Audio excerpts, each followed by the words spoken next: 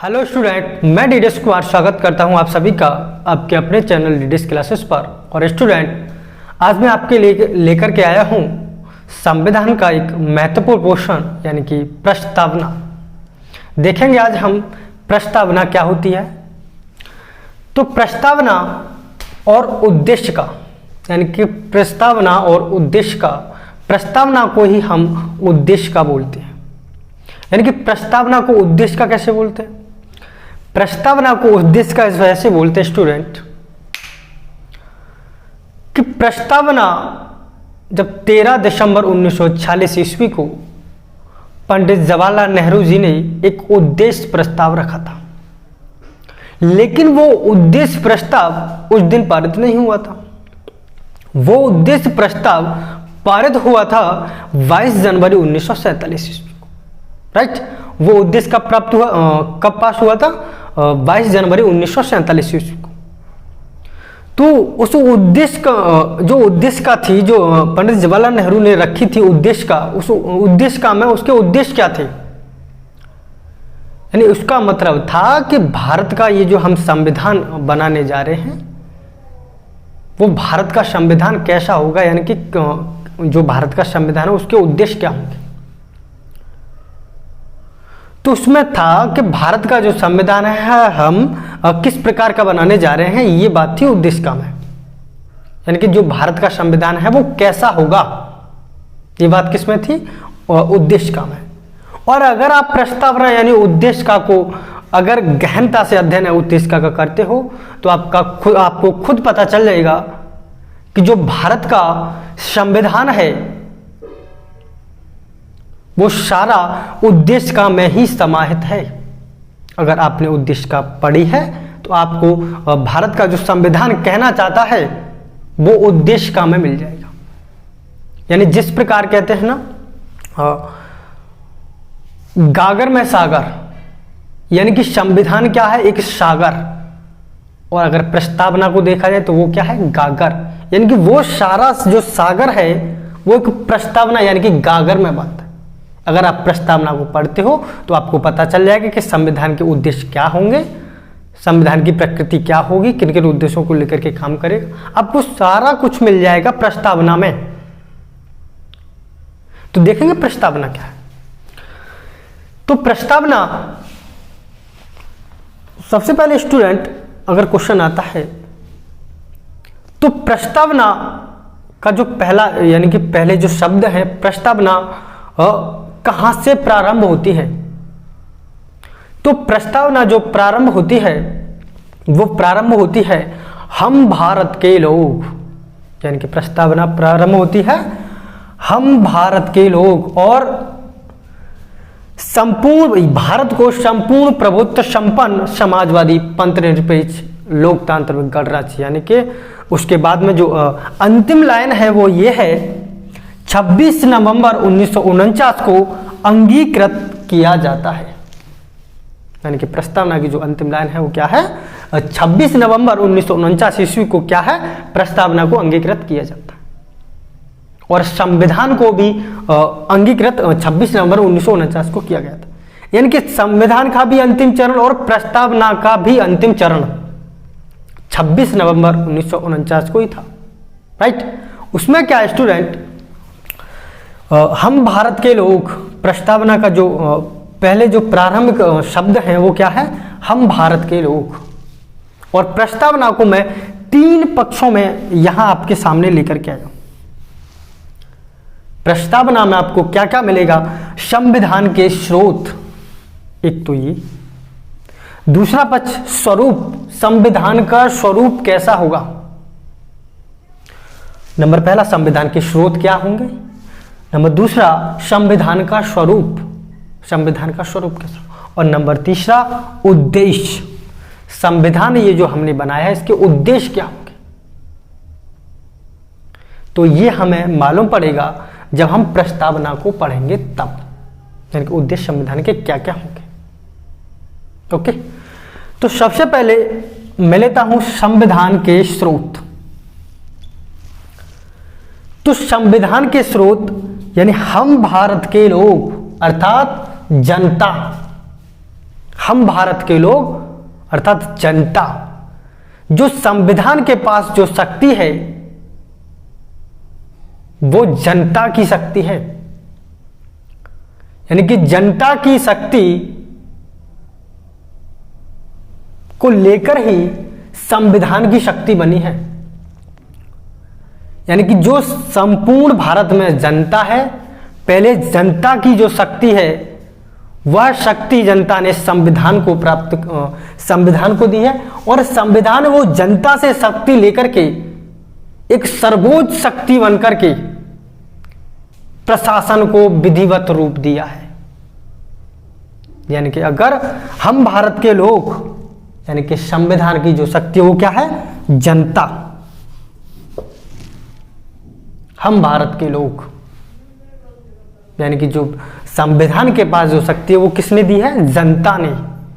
और संविधान और जनता की शक्तियों को लेकर के सर्वोच्च शक्ति बनकर के पूरे प्रशासन को विधिवत रूप देता है। तो ये क्या है, संविधान के स्रोत। और संविधान की स्रोत क्या है, जनता। नंबर दूसरा, स्वरूप। संविधान का स्वरूप कैसा होगा? तो संविधान के स्वरूप में संपूर्ण प्रभुत्व संपन्न, क्या है, संपूर्ण प्रभुत्व संपन्न। यानी कि संपूर्ण प्रभुत्व संपन्न का मतलब है, अच्छा प्रस्तावना है क्या? प्रस्तावना है जो संविधान के आदर्श हैं, जो संविधान के आदर्श हैं उन्हें प्रस्तावना में समाहित करके संविधान में शामिल किया गया है। जो संविधान के आदर्श हैं उन्हें प्रस्तावना में शामिल करके, यानी कि समाहित करके और संविधान में शामिल किया गया है।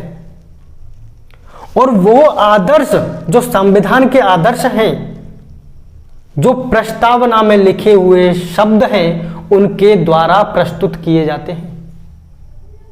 उसके द्वारा जो प्रस्तावना में शब्द हैं उसके द्वारा संविधान के जो आदर्श हैं वो प्रस्तुत किए जाते हैं। जिस प्रकार मैंने आपको बताया कि हम भारत के लोग, ये वाला मैंने कब शब्द आपको क्लियर कराया, हम भारत के लोग। उसके बाद में क्या शब्द है, संपूर्ण प्रभुत्व संपन्न। तो प्रस्तावना से ही तो ये शब्द है, प्रस्तावना में ही तो है ये शब्द, और इन शब्दों से ही संविधान के जो आदर्श हैं वो प्रस्तुत होते हैं। तो क्या है, संपूर्ण प्रभुत्व संपन्न। संपूर्ण प्रभुत्व संपन्न से मतलब है, यानी अब भारत बाहरी तथा आंतरिक मामलों का निर्णय खुद ले सकता है। यानी कि भारत अब इस बात के लिए स्वतंत्र है, पूरा राष्ट्र इस बात के लिए स्वतंत्र है कि वह बाहरी एवं आंतरिक मामले का निर्णय खुद ले सकता है। यानी कि इस चीज के लिए क्या है, स्वतंत्र है। संप्रभु, यानी कि खुद प्रभु है, संप्रभु संपन्न है। यानी कि अब वो अपने बाहरी एवं आंतरिक जो मामले हैं उसमें किसी भी बाहरी शक्ति का हस्तक्षेप नहीं हो सकता। यानी कि अब भारत अपने जो निर्णय लेगा वो खुद लेगा, चाहे वो बाहरी निर्णय हो, विदेशी निर्णय हो या फिर आंतरिक निर्णय हो। इनके लिए क्या है, भारत जो राष्ट्र वो है क्या है, स्वतंत्र है। दूसरा नंबर, समाजवाद।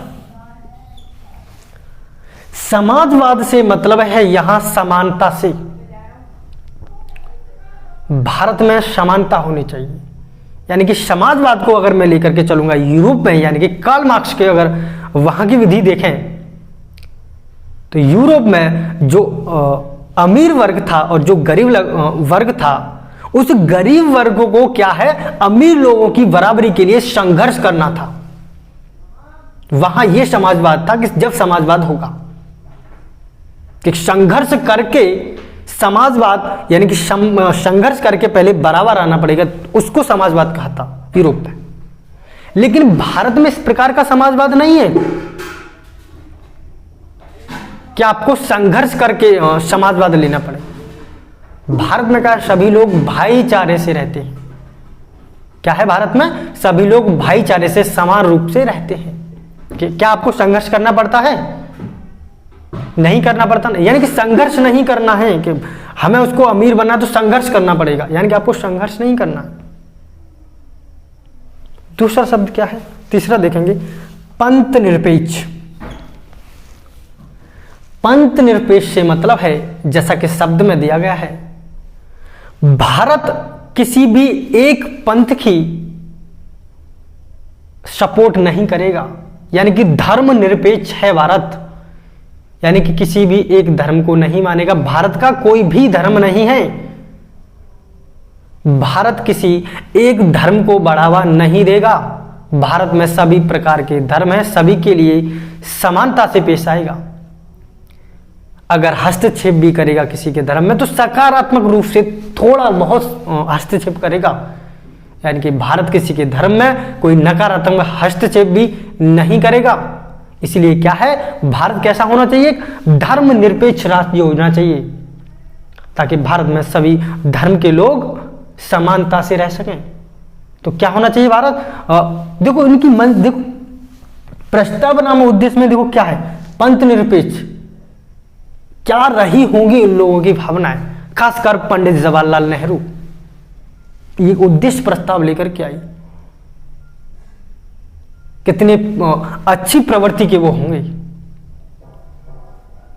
कि उद्देश्य देखो लिखा क्या हुआ है, उद्देश्य का में क्या क्या लिखा हुआ है, यानी कि ऐसा वो चाहते थे कि ऐसा जो है राष्ट्र बनना चाहिए।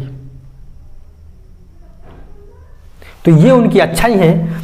आगे देखेंगे पंथ निरपेक्ष देख लिया, उसके बाद में लोकतंत्रात्मक। लोकतंत्रात्मक से मतलब होता है जनता का शासन। भारत में जो शासन होगा वो शासन जनता करेगी, चाहे वो अप्रत्यक्ष रूप से करे चाहे प्रत्यक्ष रूप से करे। यानी कि वो अब्राहम लिंकन का आपने कथन सुना होगा, जनता के द्वारा और जनता के लिए चुना गया शासन। यानी कि भारत में क्या है, लोकतंत्रात्मक क्या है, व्यवस्था है भारत में। भारत क्या है, लोकतंत्र ही तो है, अरे जनता ही तो है जो कुछ है। ओके, नंबर 30 देखेंगे, एक पहला हो गया, दूसरा, तीसरा, चौथा, पांचवा। गणराज्य यानी कि गणतंत्र है भारत। क्या है, कैसा राज्य है भारत, एक गणराज्य है। और गणराज्य से कई बार क्या होता है, आप लोग लोकतंत्र और गणराज्य में डिफिट यानी कि थोड़ा बहुत अंतर नहीं कर पाते, यानी कि थोड़ा सा इनके शब्दों में अंतर है, लोकतंत्र और गणराज्य। गणराज्य हम उसे कहते हैं जो संविधान का सर्वोच्च पद है, राष्ट्रपति। जो संविधान का सर्वोच्च पद होता है राष्ट्रपति, वो वंशानुगत चुना नहीं जाना चाहिए। वो क्या होना चाहिए, वो जनता द्वारा निर्वाचित होना चाहिए, चाहे वो अप्रत्यक्ष रूप से हो चाहे प्रत्यक्ष रूप से हो। यानी कि जनता ही निर्णय करेगी, जनता ही चुनेगी उसको। अरे जनता, आप संसद में एमपी और वो एमएलए भेजते हो ना, तो वही तो चुनते हैं राष्ट्रपति को। चाहे वो अप्रत्यक्ष चुना जाना चाहिए चाहे प्रत्यक्ष चुना जाना चाहिए, लेकिन जनता ही चुनेगी। यानी कि संविधान का जो सर्वोच्च पद है राष्ट्रपति, वो वंशानुगत नहीं होना चाहिए। क्या हमारे देश में राष्ट्रपति का बेटा राष्ट्रपति बनता है? नहीं बनता। चुनाव होते हैं, जो जीत करके आता है वो राष्ट्रपति बनता है। यानी कि हमारे देश में राजा का बेटा राजा नहीं है। और जहां राजा का बेटा अगर राजा होता तो वो कौन सा तंत्र होता? राजतंत्र। कौन सा तंत्र होता? वो राजतंत्र। लेकिन हमारे भारत में क्या है? गणतंत्र, गणराज्य है भारत। यहां वंशानुगत पद नहीं है, यहां चुनाव के आधार पर सभी को समान अधिकार दिया गया।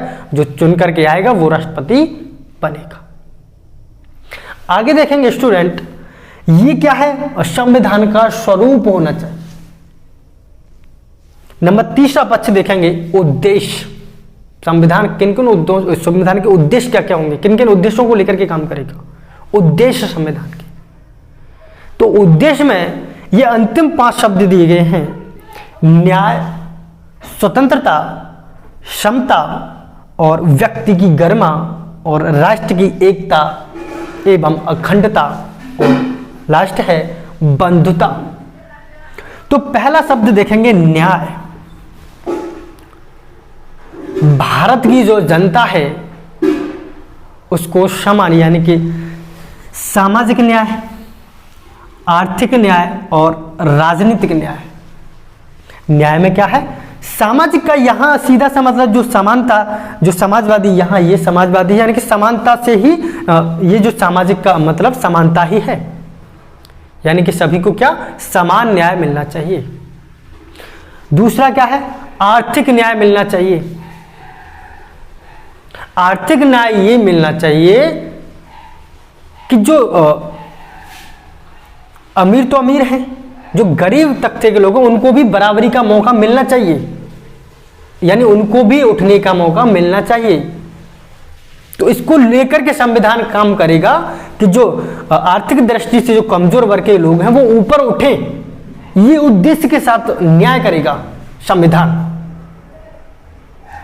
ये आर्थिक न्याय है। और राजनीतिक न्याय यानी कि राजनीति में सभी को समान अवसर मिलेगा। राजनीति में आने के लिए राजनीतिक न्याय होगा, सभी को समान अवसर मिलेगा राजनीति में आने के लिए, और प्रत्येक व्यक्ति समानता से राजनीति में आए, ये क्या होगा इसका उद्देश्य। लेकिन समानता से सभी राजनीति में आए। ओके, आगे क्या है? स्वतंत्रता। क्या है? स्वतंत्रता यानी कि प्रत्येक व्यक्ति को, यानी कि भारत की जो जनता है, प्रत्येक व्यक्ति को इतनी स्वतंत्रता जरूर मिलनी चाहिए ताकि वो अपना विकास कर सके। यानी कि प्रत्येक व्यक्ति को, जो भारत का नागरिक है, उसको इतनी स्वतंत्रता मिलनी चाहिए ताकि वह अपना विकास कर सके। अगर वो अपना विकास कर लेगा तो भारत का भी विकास खुद हो जाएगा। जब व्यक्ति का विकास होगा, भारत की जनता का विकास होगा, तो भारत का विकास तो वैसे ही हो जाएगा। ये क्या है? इस प्रकार की व्यक्ति को क्या मिलनी चाहिए? स्वतंत्रता मिलनी चाहिए। समता यानी कि उद्देश्य क्या है? समता यानी कि सभी को क्या है? समान समझा जाएगा। यानी कि सभी को क्या है? समता। समता के रूप में यानी कि समान रूप से न्याय मिलेगा। क्या है समता का मतलब? यानी कि सभी को क्या है? भारत की जो जनता है उसको समान न्याय मिलना चाहिए। समता यानी कि समानता से। ओके, आगे क्या है? व्यक्ति की गरिमा, और ये अनुच्छेद 21 में भी दिया गया है। व्यक्ति की गरिमा यानी कि व्यक्ति को गरिमापूर्ण जीवन जीने का अधिकार मिलना चाहिए। यानी कि ये न्याय मिलना चाहिए कि प्रत्येक व्यक्ति अपना एक गरिमापूर्ण जीवन जी सके। क्या है? व्यक्ति की गरिमा यानी गरिमापूर्ण जीवन जीने का अधिकार मिलना चाहिए। यानी कि ये न्याय मिलना चाहिए कि प्रत्येक व्यक्ति गरिमापूर्ण जीवन जी सके। आगे क्या है? राष्ट्र की एकता और अखंडता। भारत जो है वो विविधताओं में होते हुए भी एकता वाला देश है। भारत विविधताओं में होते हुए भी एकता वाला राष्ट्र है, और यही तो अपने भारत की खूबसूरती यानी कि खासियत है, यानी कि विशेषता है कि भारत में अनेक प्रकार की विविधता होते हुए भी भारत एक एकता वाला राज्य और अखंड है, अखंडता वाला राष्ट्र है भारत। क्या है? राष्ट्र की एकता और अखंडता यानी कि संविधान का यह उद्देश्य होगा कि वह राष्ट्र की एकता और अखंडता को बनाए रखे। चाहे भारत में किसी भी प्रकार की विविधता हो, चाहे धर्म को लेकर के हो, चाहे भौतिक स्वरूप को लेकर के हो, यानी कि किसी भी रूप में विविधता हो, धर्म को लेकर के हो, भौतिक स्वरूप को लेकर के हो, और भी किसी भी प्रकार से हो, विविधता हो, लेकिन ये क्या है? इसका उद्देश्य होना चाहिए कि राष्ट्र की एकता और अखंडता को बनाए रखे। यही तो भारत की आज खूबसूरती और खासियत है कि भारत में अलग अलग धर्म के लोग भी इतने भाईचारे और प्रेम पूर्वक रहते हैं। ये क्या है? ये भारत की विशेषता ही तो है।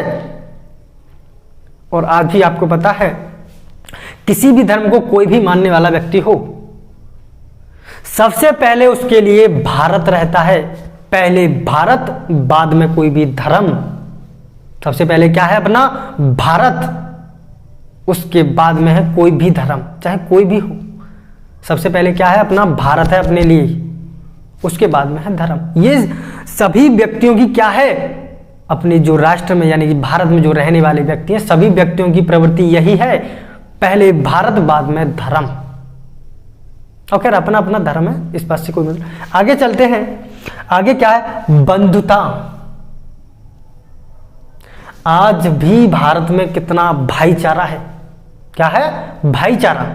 यानी कि इस भारत में क्या है, बंधुता, यानी कि भाईचारा। उद्देश्य क्या है इसका, संविधान का उद्देश्य क्या होना चाहिए, भाईचारा बना रहना चाहिए।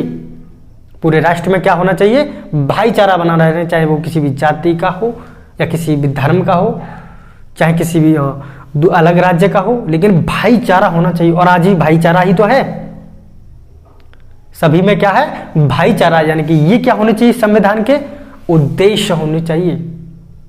तो आपने 5 शब्दों में ये पढ़ा, जो अंतिम शब्द हैं और प्रस्तावना के, और ये आपने पढ़ा स्वरूप कैसा होना चाहिए, और संविधान के स्रोत यानी जनता। आगे क्या है स्टूडेंट, अब एक आता है वेरुवारीवाद 1960 में। वेरुवारीवाद में यह था कि सुप्रीम कोर्ट ने साफ शब्दों में कह दिया था कि प्रस्तावना संविधान का भाग नहीं है। एक तो बात है ये, वेरुवारीवाद में क्या कहा था सुप्रीम कोर्ट ने, कि यह प्रस्तावना संविधान का भाग नहीं है। इसी के जस्ट 13 साल बाद केशवानंद भारती बनाम केरल राज्य, ये वाला वाद आया, और केशवानंद भारती बनाम केरल राज्य 1973 यानी कि 13 साल बाद ही ये वाद आया। और इस वाद में सुप्रीम कोर्ट ने कहा कि संविधान प्रस्तावना संविधान का ही भाग है। क्या है, प्रस्तावना संविधान का ही एक भाग है। और ये बात किस बात में कही, सुप्रीम कोर्ट ने केशवानंद भारती बनाम केरल राज्य 1973 में, जिसमें कही 1973 में। और 1960 में क्या कह दिया था, ये संविधान का भाग नहीं है, वेरुवारीवाद में। और केशवानंद भारती बनाम केरल राज्य यानी कि इसमें क्या कह दिया संविधान ने, ये प्रस्तावना संविधान का भाग है। और प्रस्तावना संविधान की क्या है, कुंजी भी है। अरे प्रस्तावना संविधान की कुंजी ही तो है। कई लोगों का ये मत है कि प्रस्तावना क्या है, संविधान की कुंजी है। और कई लोग तो संविधान की आत्मा बताते हैं प्रस्तावना को। तभी तो क्वेश्चन आता है, बच्चा 2 जगह पे डाउट करता है कि प्रस्तावना संविधान की आत्मा है। अगर क्वेश्चन में ये आए कि प्रस्तावना को यानी कि प्रस्तावना को संविधान की आत्मा तो सभी लोगों ने कहा है, लेकिन बाबा साहब डॉक्टर भीमराव अंबेडकर जी ने अनुच्छेद 32 संवैधानिक उपचारों का अधिकार, अनुच्छेद 32 को संविधान की आत्मा कहा है। तो यहीं से आपका ये कॉन्सेप्ट क्लियर होना चाहिए। एक पर्टिकुलर नाम आता है बाबा साहब डॉक्टर भीमराव अंबेडकर जी का, तो उसमें क्या है, संविधान की आत्मा उन्होंने किसको कहा है, अनुच्छेद 32 को। अगर नाम नहीं आता है तो प्रस्तावना जो है संविधान की आत्मा क्या है, प्रस्तावना। ओके, आगे देखेंगे। अच्छा, जो प्रस्तावना जो है, ये प्रस्तावना लिया कहां से गया है, प्रस्तावना का जो विचार है वो कहां से लिया गया, यानी कि प्रस्तावना जो लिया गया वो कहां से लिया गया है, अमेरिका से। प्रस्तावना कहां से लिया गया है, अमेरिका से। और प्रस्तावना की जो भाषा है, अपना कॉन्सेप्ट क्लियर रखिए, अब प्रस्तावना कहां से लिया गया है, अमेरिका से। और प्रस्तावना की जो भाषा है वो भाषा ली गई है प्रस्तावना की ऑस्ट्रेलिया से। यानी कि प्रस्तावना कहां से लिया गया, अमेरिका से। और प्रस्तावना की जो भाषा है वो कहां से ली गई है, ऑस्ट्रेलिया से। और जब केशवानंद भारती बनाम केरल राज्य यानी कि 1973 में सुप्रीम कोर्ट ने यह कह दिया कि संविधान भी प्रस्तावना भी संविधान का एक भाग है। उसी के बाद संशोधन 42वां संविधान संशोधन 1976 में हुआ और 42वां संविधान संशोधन 1976 में हुआ और संविधान प्रस्तावना में 3 नए शब्द जोड़े गए। 42वें संविधान संशोधन के द्वारा प्रस्तावना में 3 नए शब्द जोड़े गए और वो 3 नए शब्द क्या थे जो अभी हमने आपको पढ़ाया है। समाजवादी, पंथ निरपेक्ष, समाजवादी भी आपको बताया, पंथ निरपेक्ष भी आपको बताया और अखंडता। ये जो तीनों शब्द हैं ये 42वें संविधान संशोधन के द्वारा 1976 में प्रस्तावना में जोड़े गए थे। समाजवादी, पंथ निरपेक्ष और अखंडता।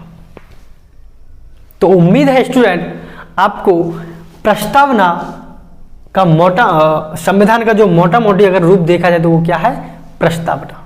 उम्मीद है स्टूडेंट आपको ये वीडियो पसंद आया होगा। प्रस्तावना का जो वीडियो है ये आपको पसंद आया होगा। तो स्टूडेंट इसी के साथ आज का सेशन मैं यही समाप्त करता हूँ।